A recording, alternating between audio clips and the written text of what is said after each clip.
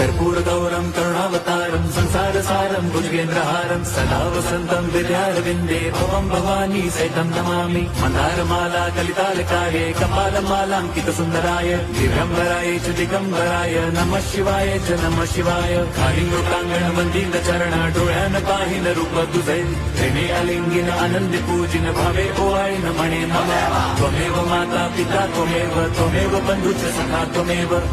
विद्या द्रवणं त्वमेव